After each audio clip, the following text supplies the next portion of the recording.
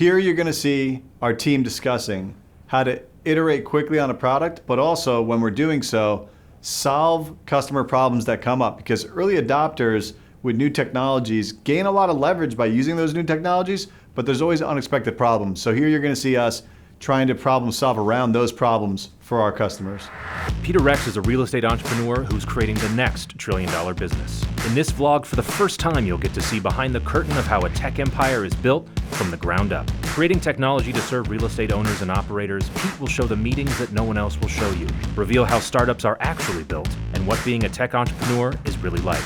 Welcome to Tech with Rex. On progress, we have 24 yeses from ResProp Properties, as in they're ready to use JobCall. We've demoed it. They loved it. We've demoed it to them. They've given us positive feedback.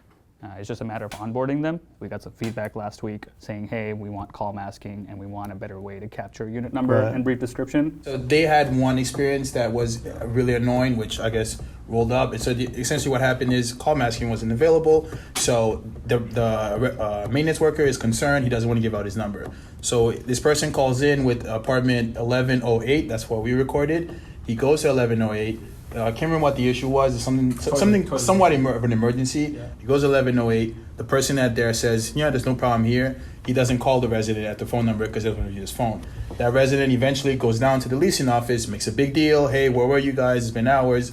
He yells at them. The maintenance worker talks to the leasing agent. The leasing agent talks to the regional agent. The regional agent talks to Peter Byrne. Yeah. And therefore they're like, hey, let's put this thing on pause because we just had this issue. So the way we see it is everything was fine. They had mentioned, to their credit, that call masking is important, but they hadn't made it we cannot use this until that happened, in which they were like, okay, well, this could have been all avoided if call masking was there, but we fixed it correctly. I think so. Was 1108 the accurate apartment? It was 1208. So did he say 1208? So this is why we're adding audio recording. Also as 11 and 12 doesn't sound very similar. Exactly. I don't know what he said that it registered as 1108. But I think the crux of it is the fact that we didn't have call masking. But he could do *8 too though and type the number in. So he was doing that, but then some people would just say, what does it say? Spam likely or no call. They won't pick it up. They won't pick it up. So what are big blockers for you? It sounds like you guys are moving. You're on the right. Going the right path, Yeah, no real big blockers. I mean, we have a path and we're just continuing to chuck down it. The one thing to keep in mind is it's not a blocker necessarily, but Peter Byrne, he may have a negative opinion of JobCall to some degree. Mm-hmm. So the speed at which he's going to roll us out properties, that's something that we have to be mindful of. Our solution, we're hoping, is that we can go to him and say, hey, here's our demo, here's what happened, here's how we fix it. Any company you use, there's going to be some kind of error or feature missing or whatever. Yeah. But when we had a feature that was missing that you needed, we put it in 3 days. No one else is going to do that. Yeah, exactly. That's a sales pitch. It's the same thing that Dunder Mifflin used. Customer service. That's the only blocker. What I really say is that everyone to whom you have pitched or demoed has said, yes, I want this. How many can you pitch a week?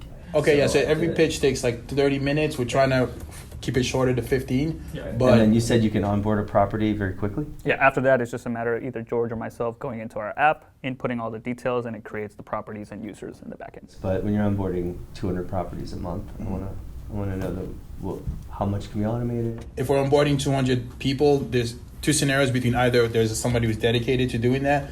We're also exploring creating a publicly accessible page where they can go in and they can enter all those details themselves, and that would definitely speed along the process. Yeah. Then it would just be a matter of doing the introduction call, pitching it to them, hearing their thoughts, and then they do the rest. There's your account, set it up. Yeah, and the goal long term would be just that you don't have to pitch them, maybe even have a video explaining it, and they select in and they just boom. What would you guys need in order to develop out that marketing site experience to get that to a point where you wouldn't need to do that half-hour call?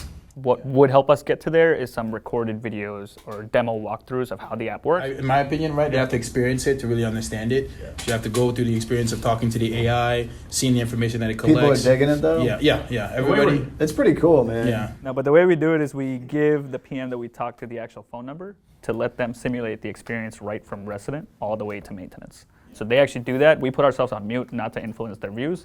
They go through the entire thing, and then they come off of mute, and they tell us, oh, okay, that's good. I mean, have you seen it? Have you had a chance to call yet and test it out? I cranked it a few times. I called this unit 1108. No, I like this. I mean, I just think this is going to have a lot of applications. I think we definitely want to go the custom one eventually. Yeah. For sure, because the applications around calling in requests are not going to be just a multifamily. It's going to be like everything. There's lots of problems around this area.